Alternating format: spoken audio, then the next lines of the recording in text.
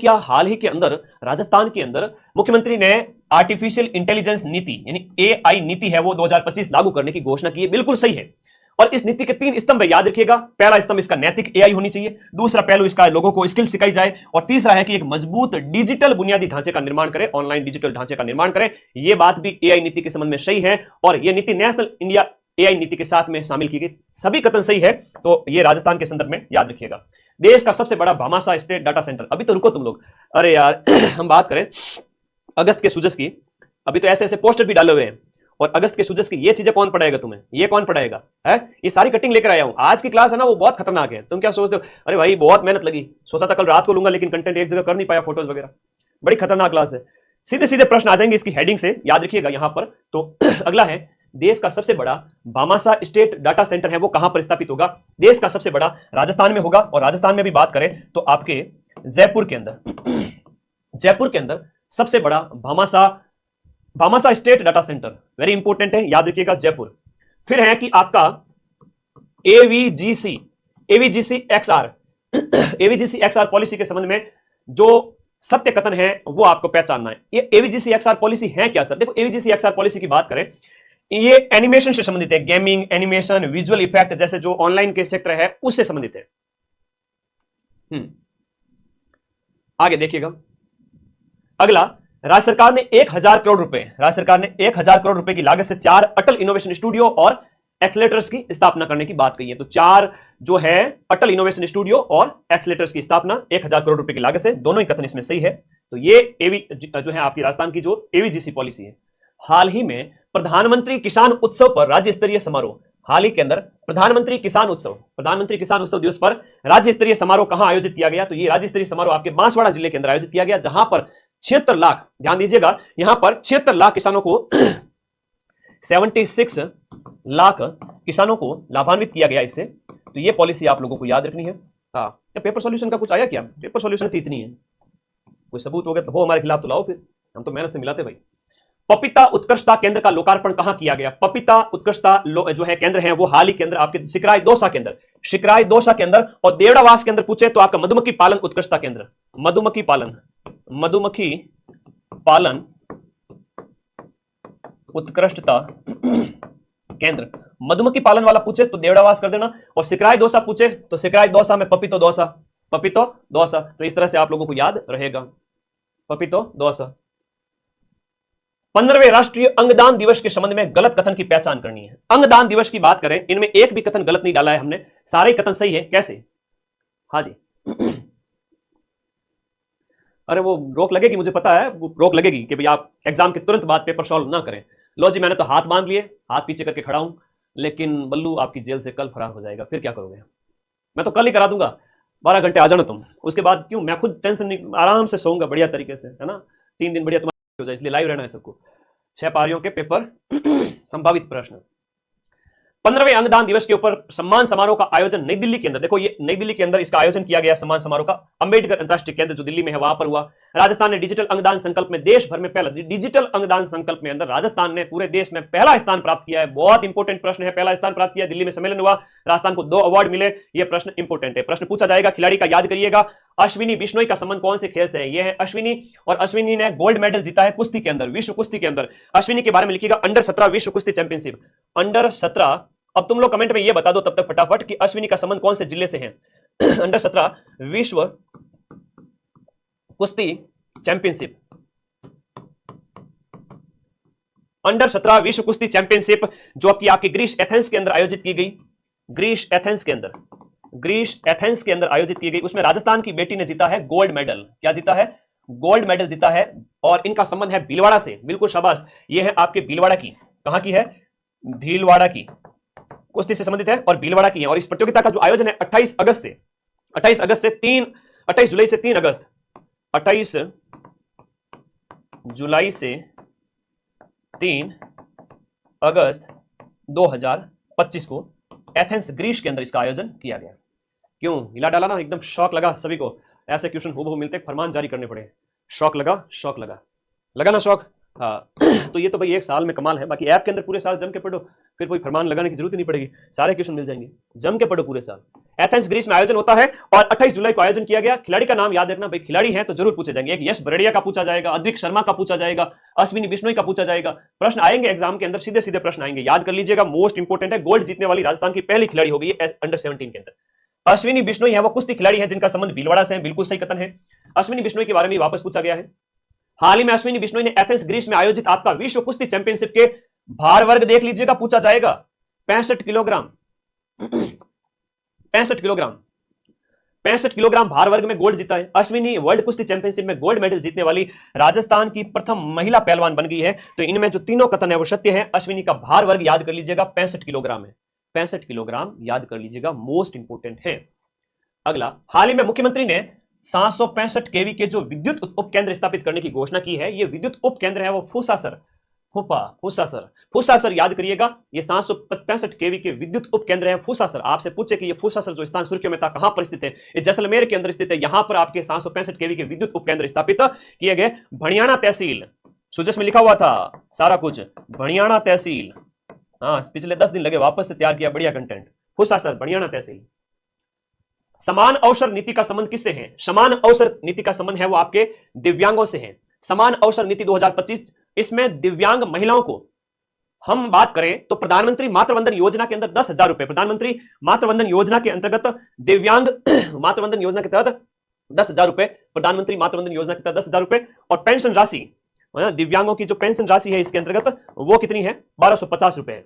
तो पेंशन राशि आपको 1250 याद रखना है और 10,000 है वो आपका पीएम मातृवंदन के तहत इन दिव्यांग महिलाओं को राशि दी जाती है। तो दोनों याद रखना है भाई, 10,000 रुपए और दिव्यांग पेंशन है वो 1250 और समान अवसर वाली पॉलिसी याद रहेगी। क्वेश्चन नंबर आपका जो 11 है वो देखो, rising Rajasthan partnership conclave. Paper में आने से पहले हर एक प्रश्न पहले मुझे सलाम करेगा फिर पेपर में जाएगा, ध्यान रख लेना इस बात को, ये मां सरस्वती का मुझे वरदान मिला हुआ है। राइजिंग राजस्थान पार्टनरशिप कॉन्क्लेव 2025 का आयोजन कौन से महीने में प्रस्तावित है? यह प्रश्न पूछा गया है और वापस से पूछा जाएगा। अभी सेकंड ग्रेड में बार बार पूछा गया था यह प्रश्न, और मजाल क्या इस राजस्थान सरकार के इस ऑफिशियल पोस्टर से बाहर चला जाए क्वेश्चन। देखिएगा इस प्रश्न को, यह प्रश्न भी पूछा गया, यह भी पूछा गया, मोस्ट इंपोर्टेंट है कि प्रवासी राजस्थान दिवस कब आयोजित किया जाता है या कब आयोजित होगा? प्रवासी राजस्थान दिवस, मेरे साथ साथ मैं कहूं बोलो तो तुम्हारे दिमाग में वापस उथला खाना चाहिए। गुरुजी कह रहे हैं बोलने का तो लखनऊ के लाडे की तरह एकदम चुपचाप से बोल देना चाहिए, डरा करो मेरे से थोड़ा थोड़ा, ठीक है ना। मैं कहूं कि 10 दिसंबर बोलो तो क्या हाँ गुरुजी 10 दिसंबर, है ना। मैं कहूं चैनल ने सब्सक्राइब कर रखना है तो रखना है, नहीं तो कल वाली क्लास नहीं मिलेगी, सीधी सीधी बात है। तो 10 दिसंबर है वो प्रवासी राजस्थान दिवस, जो राजस्थान से बाहर विदेशों में जो रहते हैं वो याद रखना। और दूसरा ये है कि राइजिंग राजस्थान पार्टनरशिप कॉन्क्लेव जो है, राइजिंग राजस्थान पार्टनरशिप कॉन्क्लेव है वो 9-10 दिसंबर, अब इसकी डेट है वो 9-10 दिसंबर है। ये प्रश्न भी एग्जाम में पूछा गया अभी सेकंड ग्रेड के अंदर, और हमने तो पहले भी पढ़ा था, एक बार वापस से पढ़ा देता हूं, ये प्रश्न भी पूछा गया। राइजिंग राजस्थान पार्टनरशिप कॉन्क्लेव कब आयोजित होगा? बोलो मेरे साथ में कि सर 9 और 10 दिसंबर, 9-10 दिसंबर 2025 को आयोजित होगा। दिसंबर के अंदर 9 और 10 राउंड फिगर हो गया, आगे नहीं बढ़ना है। 10 दिसंबर को दिवस मनाया जाएगा और पार्टनरशिप कॉन्क्लेव से पहले घरेलू और अंतरराष्ट्रीय स्थानों पर निवेशक रोड शो आयोजित होंगे। किसके लिए? निवेश के लिए, है ना, निवेशक रोड शो। इसका मतलब कि मनी आए राजस्थान के अंदर, इन्वेस्ट हो, उसकी बात कही जा रही है। तो दिसंबर के अंदर राइजिंग राजस्थान पार्टनरशिप कॉन्क्लेव 9 और 10 दिसंबर को आयोजित होगा। यह प्रश्न मोस्ट इंपोर्टेंट है भाई, सुजस है, ऐसा करंट अफेयर्स मार्केट में कहीं मिलेगा नहीं। देसी घी है भाई, घर की गाय को, यूं कोई मार्केट तो डालडा घी थोड़ी है, हाँ देसी घी मतलब डब्बी खोल के सूंघ के अंदर रख सकते हो भाई, कहाँ मिलता कहाँ भाई। राज्य स्तरीय आपका 79th जो इंडिपेंडेंस डे है, स्वतंत्रता दिवस समारोह कहां आयोजित किया गया? बरकतुल्ला खां स्टेडियम जोधपुर के अंदर स्वतंत्रता दिवस आयोजित किया गया। और क्या आप जानते हैं कि विकसित राजस्थान एक्ट 2047, विकसित राजस्थान 2047 में राजस्थान की भूमिका क्या है? वर्तमान में राजस्थान देश की 7वीं सबसे बड़ी अर्थव्यवस्था है, हमसे आगे सिर्फ 6 राज्य हैं और हम देश में 7वीं बड़ी अर्थव्यवस्था। यह प्रश्न पूछा जाएगा, 7वीं बड़ी अर्थव्यवस्था। और राजस्थान सरकार का लक्ष्य यह है कि 2028-29 तक 197 बिलियन डॉलर से बढ़कर के 350, अब 350 को मैक्सिमम को पता है, हमको पता है गुरुजी 350 है, लेकिन क्या करें, अभी कितना है आपका 197 बिलियन डॉलर से बढ़कर के 28-29 तक 350 करना है। तो 197 है, 197 अरब डॉलर जो राजस्थान सरकार की जो हम बात करें अर्थव्यवस्था है उसको 350 बिलियन अरब डॉलर करना है, और 2047 तक 4.3 ट्रिलियन डॉलर तक पहुंचाने का लक्ष्य है। अब ये तुम्हें कोई नहीं बताएगा, ये याद करो कि देश की आजादी के जब 100 साल पूरे होंगे तब तक राजस्थान की जो अर्थव्यवस्था है वो आपकी 4.3 ट्रिलियन हो जानी चाहिए। बिलियन का मतलब अरब होता है, ट्रिलियन का मतलब खरब होता है, उन्हें बाद में पैसा की गिनती को नहीं आवा है, ठीक है गुरुजी, इतना ही पैसा एक्सपेक्ट करे, ये तो ठीक है, अच्छा इतना ही बहुत है, अरब खरब, है ना, करोड़, उसके बाद अरब खरब, इस तरह से याद, खरब को हम यहाँ पर ट्रिलियन कहेंगे। चलो इस तरह याद रखिएगा। तो बरकतुल्लाह खान, जोधपुर में तो इंडिपेंडेंस डे आयोजित किया गया, उदयपुर में आयोजित किया गया था 26 जनवरी वाला, उदयपुर में 26 जनवरी वाला गणतंत्र दिवस। विकसित राजस्थान एक्ट 2047 की जो थीम वगैरह ध्यान रखना, एक आपका याद रखिएगा यहां पर समृद्ध और सशक्त और समावेशी विकास की ओर हमारे बढ़ते हुए कदम है, जहां पर समावेशी अर्थव्यवस्था के लिए 4 आधार स्तंभ कौन से हैं, मोस्ट इंपोर्टेंट है, पूछे जाएंगे। आधार स्तंभ है आपके ज्ञान, ज्ञान का मतलब क्या हो गया, ज्ञान का मतलब हो गया जी से आपका गरीब, वाई से युवा, ए से अन्नदाता किसान और एन से नारी शक्ति। गरीब, युवा, अन्नदाता और नारी शक्ति के कल्याण से संबंधित है आपके यहां पर 4 स्तंभ है विकसित 2047 के। सशक्त, समृद्ध और समावेशी विकास की ओर हमें आगे बढ़ना, ये इसकी थीम है, सशक्त, समृद्ध और समावेशी। भारत का प्रमुख औद्योगिक केंद्र स्थान, जिसमें हम बात करें किसमें अग्रणी है, खनन, सिरेमिक, सीमेंट, वस्त्र, रत्न आभूषण, रत्न आभूषण में तो आपका जयपुर है, और राजस्थान के सकल मूल्यवर्धन में 15% का योगदान है इनका, ठीक है, इनका जो ऊपर दिया गया अग्रणी, उसमें राजस्थान के सकल राज्य मूल्यवर्धन जीएसवीए के अंदर 15% का योगदान खनन, सीमेंट इनका है, 1/6-7 मान लो। ओके, आगे देखो, कोई बात नहीं, आलोक राज ने रोक लगा दी, मेरे को लगा तो थोड़ा बुरा है, पर क्या करें, बल्लू आपकी जेल से कल ही फरार हो जाएगा, ठीक है ना, मैं बदमाश हूँ, पेपर बच्चों को बताता रहता हूँ, फिर से बताऊंगा, जज्बात बदल गए, हालात बदल गए, अच्छा तो नहीं लग रहा है मुझे, लेकिन क्या करें, 10 लाख बच्चे एक दिन के अंदर ही पढ़ा देता हूं, पर कल ही पढ़ा दूंगा 10 लाख, तो चिंता मत करो, अगले 2-3 दिन में। आगे आ जाओ, ईगो हट कर दिया।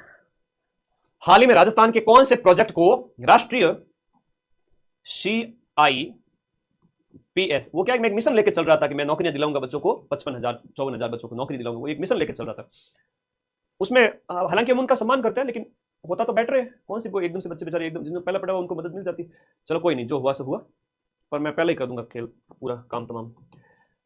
वही मिशन लेके चल रहा हूँ, इसलिए दिल से आवाज आ जाती है, बाकी कुछ नहीं है ना। कितना पढ़ाया तुमको, CIPS इनोवेशन अवार्ड मिला है राजस्थान को हाल ही में। राजस्थान के कौन से प्रोजेक्ट को CIPS अवार्ड मिला है, राजस्थान के एक प्रोजेक्ट को CIPS अवार्ड मिला है, जिसको अवार्ड जो दिया गया जम्मू कश्मीर के राज्यपाल मनोज सिन्हा के द्वारा श्रीनगर के अंदर ये अवार्ड दिया गया, और ये अवार्ड हो जाता है कौन से क्षेत्र के अंदर, पंच गौरव प्रोजेक्ट। और पंच गौरव प्रोजेक्ट के बारे में आगे बात करेंगे।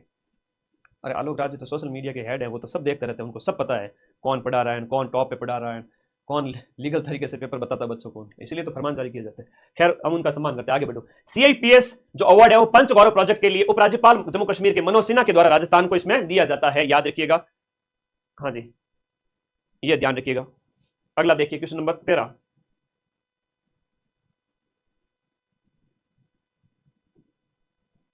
एक सेकेंड, हाँ इसको देखिएगा।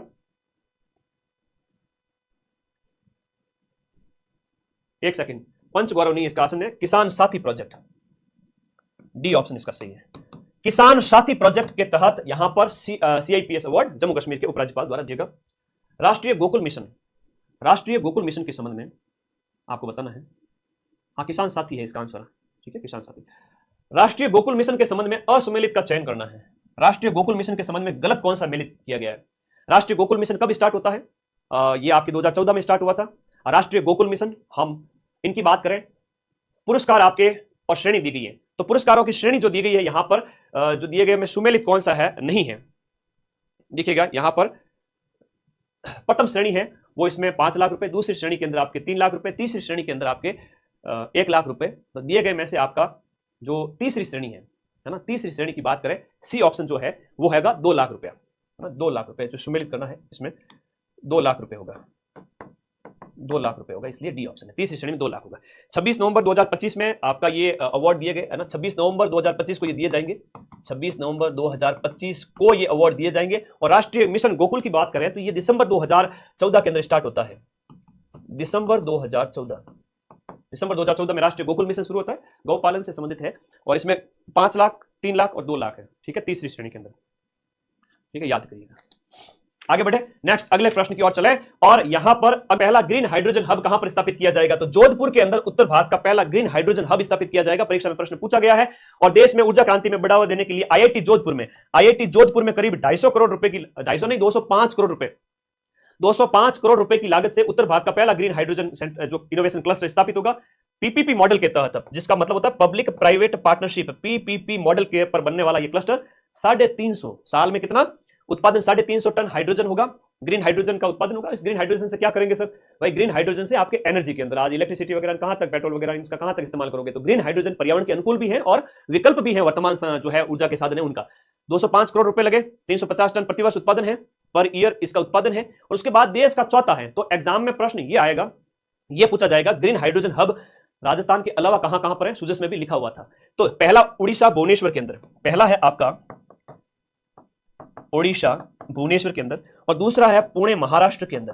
पुणे महाराष्ट्र के अंदर दूसरा ग्रीन हाइड्रोजन हब है, तीसरा है केरल के अंदर, और चौथा हो गया जोधपुर राजस्थान के अंदर। यह प्रश्न 100% पूछा जाएगा। शुक महल आपका बूंदी के अंदर है, जहां पर बूंदी के अंदर शुक महल का निर्माण है वो आपका किसके द्वारा करवाया गया था? शुकराम, जो इसका एक वास्तुकार था, उसके नाम पर इसका नाम रखा गया है। तो बूंदी के विष्णु सिंह के समय में, बूंदी के शासक, ये पूरा सुजस के अंदर मैं लेख बताऊंगा अभी आपको। बूंदी के शासक विष्णु सिंह ने 1776 ईस्वी में इसका निर्माण करवाया, और इसका जो वास्तुकार था उसका नाम था शुकराम। ये कल्चर के भी अच्छे अच्छे पेज दिए गए थे इसके अंदर।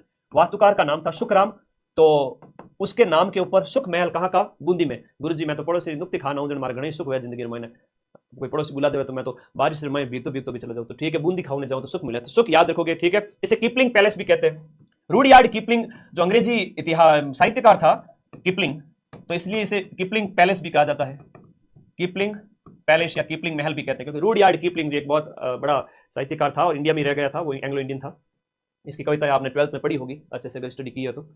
हाँ भाई प्रदीप की बात है थारी। राजस्थान के नव नियुक्त 27वें पुलिस महानिदेशक, 27वां क्रम याद रखना, और ये है आपके डीजीपी। अब एग्जाम के बाद एक दिन मेरा भी मन है कि मैं आलोक राज्य से मिल के आऊँ, जयपुर जाके थोड़ा, है ना, कुछ चाय पे चर्चा करके आते हैं, ऐसे ही बस मिल के आएंगे, ठीक है। आगे देखो, यहाँ पर तुम लोगों की बात करूंगा, जैसे आगामी लैब असिस्टेंट के अंदर ज्योग्राफी के पद शामिल किए जाए, और भी बहुत सारी चीजें अभी ऑफिशियल तुम आपके लिए एक बहुत अच्छा काम कर रहे हैं। लेकिन एक काम यह है कि जब एग्जाम डेट नजदीक आती है तब आप नोटिफिकेशन निकालते हो, ये गलत है। मैं कुछ मुद्दे बता के आऊंगा उनको बात, उससे क्या होता है कि वो बहुत मानते हैं हर चीज को। एक तो आप नोटिफिकेशन कम से कम आप कह देते हो, डेट दे देते हो, डेट के साथ ही नोटिफिकेशन निकाल दिया करो, ताकि बच्चे 5 से 6 महीने तैयारी अच्छे से कर सके। और नोटिफिकेशन आता है लास्ट के 2-3 महीने में, क्या मतलब उस चीज का? हाँ, जंगल बुक है रूडयार्ड कीपलिंग की, वेरी गुड। तो एक तो वो बात है, दूसरा कई सारे जो पद वगैरह है वो शामिल कर ले, ये चीज है। और पद एक बार बड़ा की आवे, अच्छी बात है। नोटिफिकेशन एटलीस्ट पहले आ जाए, वो बहुत लेट आता है। एक मेरा ये काफी टाइम से सोचा हुआ था लेकिन फ्री नहीं था, अब मैं जरूर जाऊंगा, ठीक है। तुम लोग साथ में चले तो वो पकड़ के मेरे को जेल में डाल देंगे, क्या ये देखो आंदोलन कर दिया, परमिशन नहीं ली, फिर वो पुलिस पकड़ के ले जाएगी, देखा नहीं था अभी। तो वो मत करना, तुम लोगों को बिना बताए जाऊंगा। तो 27वें डीजीपी जो बन गए हैं वो राजीव कुमार शर्मा जी बन गए हैं। इनकी जगह कार्यवाहक ये थे रवि प्रकाश मेहरड़ा। रवि प्रकाश मेहरड़ा है वो आपके कार्यवाहक थे, ठीक है। 27वें आपको याद रखना, ठीक है, ओके। अगला प्रश्न जो है आपका क्वेश्चन नंबर 18वां जो पूछा गया है, 12वां भारत गौरव अवार्ड। एक बहुत बड़ा लेख दिया हुआ था सुजस के अंदर। 12वां भारत गौरव अवार्ड है वो आपका कहां आयोजित किया गया? 12वां भारत गौरव अवार्ड लंदन के अंदर आयोजित किया गया, लंदन के हाउस ऑफ कॉमन्स के अंदर, है ना, संसद के वहां पर भी 2 सदन है, हाउस ऑफ लॉर्ड और हाउस ऑफ कॉमन्स। तो हाउस ऑफ कॉमन्स के अंदर इसका आयोजन किया गया, और 12वां भारत गौरव अवार्ड लंदन के अंदर 4 जुलाई को। आपका क्वेश्चन नंबर 18वां जो पूछा गया है, 12वां भारत गौरव अवार्ड। एक बहुत बड़ा लेख दिया हुआ था सुजस के अंदर। 12वां भारत गौरव अवार्ड है वो आपका कहां आयोजित किया गया? 12वां भारत गौरव अवार्ड लंदन के अंदर आयोजित किया गया, लंदन के हाउस ऑफ कॉमन्स के अंदर, है ना, संसद के वहां पर भी 2 सदन है, हाउस ऑफ लॉर्ड और हाउस ऑफ कॉमन्स। तो हाउस ऑफ कॉमन्स के अंदर इसका आयोजन किया गया, और 12वां भारत गौरव अवार्ड लंदन के अंदर 4 जुलाई को आयोजित किया गया। कब आयोजित किया गया? 4 जुलाई 2025 को आयोजित किया गया। सुजस में इसका लेख दिया हुआ था। स्वच्छ भारत मिशन 2.0 के अंतर्गत सुपर स्वच्छता लीग की श्रेणी में किसे पुरस्कृत किया गया? सुपर स्वच्छता लीग के अंदर किसे सम्मानित किया गया? सुपर स्वच्छ के अंदर तो आपका डूंगरपुर, सुपर स्वच्छ में डूंगरपुर है। और ये अवार्ड है वो आपका 17 जुलाई 2025 को विज्ञान भवन नई दिल्ली के अंदर दिए गए। जयपुर इसमें प्रॉमिजिंग स्वच्छ शहर की श्रेणी में टॉप पे रहा है जयपुर। तो जयपुर तो प्रॉमिजिंग में, और विज्ञान भवन दिल्ली में 17 जुलाई को आयोजित किया गया, और सुपर स्वच्छ में डूंगरपुर। सुपर स्वच्छ में कौन? डूंगरपुर। टॉप 20 के अंदर उदयपुर, देखिएगा टॉप 20 के अंदर, पूरे इंडिया में टॉप 20 में राजस्थान के 3 शहर शामिल किए गए। इनकी हम बात करेंगे, यहां पर लिखिएगा। एक तो हो गया आपका उदयपुर, एक तो इसमें शामिल किया गया उदयपुर, और इसके अलावा जयपुर हेरिटेज, जयपुर हेरिटेज, और जयपुर हेरिटेज के साथ साथ आपका जयपुर ग्रेटर नगर निगम, जयपुर ग्रेटर, जयपुर हेरिटेज और उदयपुर। टॉप 20 में राजस्थान के 3 शामिल किए गए, ठीक है, ओके। आगे बढ़े, डूंगरपुर सुपर स्वच्छ है। खेलो इंडिया यूनिवर्सिटी गेम्स 2025 की मेजबानी करने वाला शहर कौन सा है? खेलो India university games most important है। खेलो इंडिया यूनिवर्सिटी गेम्स की मेजबानी किसके द्वारा? तो जयपुर के द्वारा। आप लोगों को याद रखना है कि यहां पर जयपुर के द्वारा, यहां पर इसकी मेजबानी जयपुर, याद रखिएगा, जहां पर आरयू मतलब राजस्थान यूनिवर्सिटी प्लस आपकी प्राइवेट यूनिवर्सिटी के सहयोग से ये स्थापित ये यूनिवर्सिटी गेम्स आयोजित किया गया, जिसमें 200 यूनिवर्सिटी, पूरे इंडिया की 200 यूनिवर्सिटी के खिलाड़ी शामिल होंगे। 200 यूनिवर्सिटी के खिलाड़ी शामिल होंगे। अगला देखिएगा, यश भरड़िया और अद्विक शर्मा, ये एक फेवरेट क्वेश्चन है, अच्छा प्रश्न, स्पोर्ट्स पर्सन से संबंधित एग्जाम में वापस से पूछा जाएगा, मोस्ट इंपोर्टेंट है। यश भरड़िया और अद्विक शर्मा दोनों का ही संबंध आपके जयपुर से है, दोनों का ही संबंध आपके जयपुर से है। यश भरड़िया और अद्विक शर्मा, इनका संबंध है वो आपके 64 खानों वाली शतरंज होती है, 64 खाने होते हैं शतरंज के अंदर, कितने होते हैं? 64 खाने, शह और मात का गेम जिसे कहते हैं, आपको याद रखना है, 64 खाने इसमें होते हैं। यश भरड़िया और अद्विक शर्मा दोनों ही आपके जयपुर के हैं। यश भरड़िया की बात करें तो 15 वर्ष का है, और अद्विक शर्मा की बात करें तो ये सिर्फ 6 वर्ष की, एकदम छोटी सी गोली, याद रखना 6 वर्ष का है, 6 वर्ष का है, और ये खिलाड़ी आपके 15 वर्ष का है। और 15 वर्ष के इस खिलाड़ी ने 4 अवार्ड जीते हुए हैं, है ना। इसके जो अवार्ड जीते गए, 4 राष्ट्रीय और 2 अंतरराष्ट्रीय, इंटरनेशनल मास्टर की उपाधि मिली हुई है। इसकी जो 4 अंतरराष्ट्रीय, इसको अवार्ड याद करिएगा, 4 तो राष्ट्रीय है और 2 अंतरराष्ट्रीय अवार्ड खिताब, तो इसलिए इसे इंटरनेशनल मास्टर भी कहा गया है, ठीक है। इंटरनेशनल मास्टर्स का खिताब भी इसको मिला हुआ है, और ये फिडे का सबसे कम उम्र का खिलाड़ी बन गया है। फिडे रैंकिंग का कम उम्र का खिलाड़ी कौन बना है राजस्थान का, तो उसका नाम आएगा अद्विक शर्मा। अब ये प्रश्न एग्जाम में आएगा, है ना, 6 वर्ष की गोली, सिर्फ याद रखिएगा। बहुत छोटे छोटे सिंपल से प्रश्न है। आगे बढ़ते हैं, फिर मैं थोड़ा फास्ट चलूंगा। जुलाई अगस्त पे इसलिए फोकस कर रहा हूं कि तुम्हारे पेपर में जो करंट अफेयर्स आएगा, 10 में से 8 प्रश्न है वो आपके जुलाई अगस्त के ही आएंगे। मैं जानता हूं ना अधीनस्थ बोर्ड को। मुख्यमंत्री भजनलाल शर्मा की अध्यक्षता में 14 जुलाई को मंत्रिमंडल की बैठक में कौन सी नीति को मंजूरी दी गई थी? तो अभी 14 जुलाई को जो नीति आयोजित, जो 14 जुलाई को जो मंत्रिमंडल की बैठक हुई, उसके अंदर इन सभी नीतियों को मंजूरी दी गई, जिसमें हील इन राजस्थान का मतलब हो गया स्वास्थ्य के क्षेत्र में पर्यटन, स्वास्थ्य पर्यटन की बात कही गई। टाउनशिप पॉलिसी है, जिसमें आपके नगरों के अंदर जो विकास उससे संबंधित हो गई, ठीक है, नगरीय विकास से संबंधित हो गई, ये वाली बात, नगरीय विकास याद रखिएगा। और तीसरी बात करें, राजस्थान सिटी गैस डिस्ट्रीब्यूशन नीति, राजस्थान सिटी गैस डिस्ट्रीब्यूशन नीति है वो प्रश्न अभी सेकंड ग्रेड में सिर्फ 10 दिन पहले पूछा गया था, याद कर लीजिए इस प्रश्न को, मोस्ट इंपोर्टेंट है, अभी जस्ट पूछा गया था सेकंड ग्रेड के अंदर, city gas distribution policy. Second grade में आरपीएससी ने इस प्रश्न को पूछा है, जहां यह पूछा कि इसकी अवधि कितनी है, बता दो तुम कमेंट बॉक्स में। अवधि हम बात करें सिटी गैस डिस्ट्रीब्यूशन पॉलिसी की बात करें तो 31 मार्च 2029 तक हम सिटी गैस डिस्ट्रीब्यूशन पॉलिसी, इसके बारे में बता देता हूं, प्रश्न आया था अभी सेकंड ग्रेड के अंदर। तो ये आपका कब तक प्रभावी रहेगी? 31 मार्च 2029 तक, 31 मार्च 2029। आरपीएससी ने ऑप्शन में लिखा हुआ था 2030 तक प्रभावी रहेगी, 2029 तक। और फिर कहता है कि पेपर तो कठिन आया, पेपर कठिन आया, ये मास्टर लोग भी यूट्यूब पे पता नहीं क्या क्या कहते हैं, मेरे तो हवा ही नहीं लगी, दूसरों के क्या होगा। माइंड मैप के प्रूफ देखते नहीं है क्या? वो टेलीग्राम ग्रुप में 100 में से 85, इतना कठिन पेपर था, उसमें से 80 से 85 प्रश्न इतने कठिन पेपर में मैंने जीके के टेलीग्राम पे डाले हुए भाई। ये सब तुम लोग शेयर किया करो, बताया करो सबको। सेकंड ग्रेड का इतना कठिन पेपर आया जहां लोग हाय होय कर रहे हैं, टीचर भी बच्चे भी।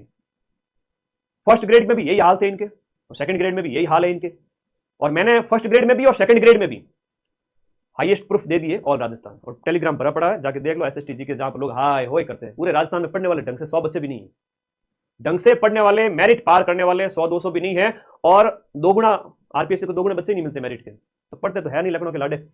और शिक्षक भर्ती वाले वो क्या है, थोड़ा मोटिवेशन, कोई अगर कोई प्रोफेसर कोई बड़ा भाषण दे दे तो उसको अच्छा लगता है, मोटिवेशन सुनते रहते हैं, और परीक्षा में मोटिवेशन आता नहीं है, और फिर उनकी हालत खराब होती है, उनके वो प्रोफेसर भी गायब हो जाते हैं, और फिर वो बच्चे भी कहते रहते हैं किताबें पढ़नी पड़ेगी, अब पोथी पढ़ जग मुआ, सिलेक्शन भयानक होए। माइंड में आपके वीडियो कोर्स को पढ़ लो, 90% तक प्रूफ मैं दूं, ठीक है, सीधी बात है। तो भाई ऑडियो वीडियो माध्यम पढ़ेगा सबसे बेस्ट है। 31 मार्च 2029 तक नीति प्रभावी रहेगी। इसके लिए एक सीडीपी पोर्टल है, एकल खिड़की पर आधारित, एकल खिड़की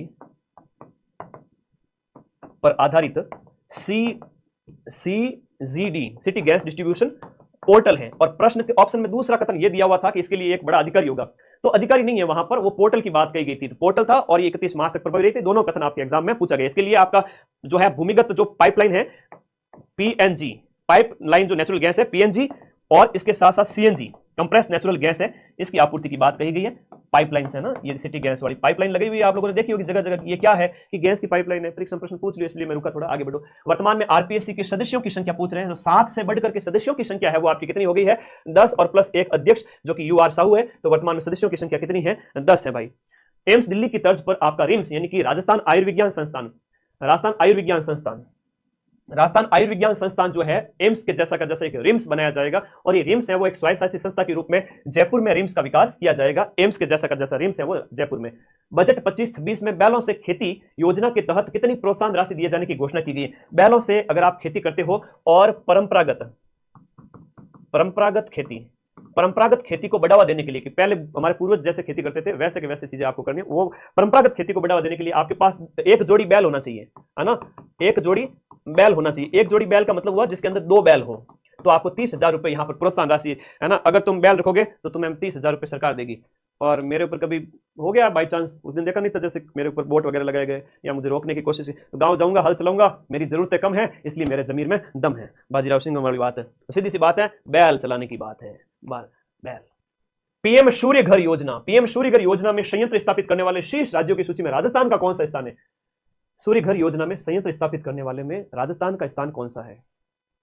राजस्थान, पीएम सूर्य घर योजना के अंदर राजस्थान का जो स्थान है वो कौन सा स्थान आ जाता है? तो राजस्थान का स्थान यहां पर बात करें, पीएम सूर्य घर योजना के तहत राजस्थान का स्थान कौन सा है? 1 2 3 4 बताओ, पीएम सूर्य घर योजना के तहत राजस्थान का स्थान कौन सा है? बताओ भाई।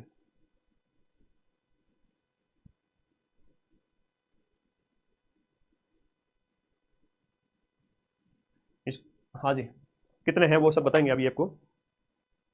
पीएम सूर्य घर वाला, इसके अंतर्गत देखिएगा टोटल जो है वो 78,000 की सब्सिडी इसके अंतर्गत वितरित की गई है, उसके अंदर आती है, उसकी बात करूंगा। तो इसका एक बार मैं बता देता हूँ आप लोगों को। पीएम सूर्य घर वाला, पीएम सूर्य घर में जो स्थान है वो आपका 5वां है, ठीक है ना, गलती मत कर देना, इसलिए मुझे डाउट था इस प्रश्न के अंदर, तो कई बार सारी चीजें देखनी पड़ती है, गलत मैं नहीं पढ़ा सकता। 5वां है बेटा, 5वां ऑप्शन है, इसके 5वां हो जाएगा। और इसके अंदर 78,000 रुपए अधिकतम सब्सिडी है, 78,000 रुपए अधिकतम सब्सिडी।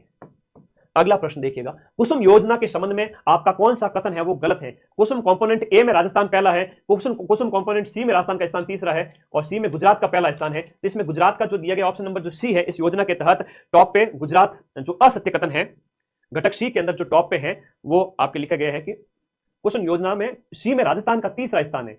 असत्य कथन का संबंध आपको बताना है, तो इसमें 2 है, कथन 2 है। सी में गुजरात, सॉरी राजस्थान का तो तीसरा ही है, गुजरात इसमें टॉप पे है, सही तो है, इनमें से कोई नहीं है, इनमें से कोई नहीं है। कुसुम योजना कंपोनेंट जो है आपका घटक सी की मैं बात करूं, कुसुम योजना का एक जो घटक सी है, इसमें जो टॉप स्टेट है उसमें गुजरात पहले नंबर पर है, इसमें कोई कथन है वो आपका गलत नहीं है। गुजरात हो गया, गुजरात के बाद में आपका महाराष्ट्र हो गया, महाराष्ट्र के बाद में राजस्थान का जो नंबर आता है वो तीसरा स्थान आता है, राजस्थान तीसरे नंबर पर है कुसुम घटक के, कुसुम योजना के घटक सी के अंतर्गत। भी नहीं है भाई, राजस्थान का स्थान तो तीसरा है, ये मनु लहरा मत लिया करो, हाँ लखनऊ के लाटे बेटे लहरा लेते हैं कि गुरुजी राजस्थान का स्थान तीसरा, बिल्कुल सही है, घटक सी के अंदर राजस्थान तीसरा है और गुजरात है वो टॉप पे है। कंपोनेंट ए में राजस्थान का नंबर पहला है, ये याद रखना, ए के अंदर राजस्थान का नंबर पहला है, कंपोनेंट ए के अंदर राजस्थान का स्थान है वो कैसा है, फर्स्ट है, लेकिन सी के अंदर राजस्थान का स्थान तीसरा है, तो ये ध्यान रखना, इसमें गलती मत करना, ये सुजस के अंदर लेख दिया हुआ था। अगला देखिएगा, battery energy storage, battery energy storage में न्यूनतम टैरिफ प्राप्त करने वाला, बैटरी एनर्जी स्टोरेज में न्यूनतम टैरिफ प्राप्त करने वाला जो स्टेट है वो आपका राजस्थान हो जाता है। और अक्षय ऊर्जा उत्पादन में देश भर में राजस्थान का कौन सा स्थान है? अक्षय ऊर्जा उत्पादन में राजस्थान का स्थान है वो आपका पहला स्थान है। रिन्यूएबल एनर्जी जो सौर ऊर्जा पवन ऊर्जा वगैरह की बात हो रही है, राजस्थान 37,818 मेगावाट के साथ में राजस्थान का पहला स्थान है। और दूसरे स्थान की अगर बात करें तो गुजरात का है 37,494 मेगावाट के साथ में सेकंड स्थान हो जाता है गुजरात का। अक्षय ऊर्जा की बात हो रही है, पवन ऊर्जा है, सौर ऊर्जा है, रिन्यूएबल एनर्जी जिसे कहते हैं, तो उसमें जिसमें आंकड़े नवीनतम दिए हुए थे, आप लोगों को याद रखना है, ये आंकड़े जो थे वो जून 2025 तक के, ये ध्यान रखना। राजस्थान की जो क्षमता याद रखना, ये यहाँ पर जो है 37,000 उत्पादन है, क्षमता नहीं उत्पादन है। बूढ़ा बांध आपका सुर्खियों में था, सुजस में दिया हुआ था, बूढ़ा बांध के संबंध में जानकारी दी गई थी। तो बूढ़ा बांध आपका कहां पर है? बूंदी के अंदर है। एक और बांध है जो आपका बूंदी के अंदर है, याद रखिएगा, जो हम बात करें बूढ़ा बांध तो बूंदी के अंदर है। एक बांध है गड़दा बांध, गड़दा बांध, गड़दा बांध बूंदी का सबसे बड़ा बांध है और यह है आपका मेज नदी पर, है ना, ये आपका मेज पर बना हुआ है। गड़दा बांध की हम बात करें, गड़दा बांध है वो आपका मेज वाला तो हो गया। ये आपका देखो अभी क्या हुआ कि राजस्थान के अंदर बहुत ज्यादा बारिश हुई, उस समय कई सारे बांध है वो ओवरफ्लो हुए थे, तो इस सुर्खियों में आया था प्रश्न। गुड़ा और गड़दा दोनों के प्रश्न इंपोर्टेंट है, ये भी आपका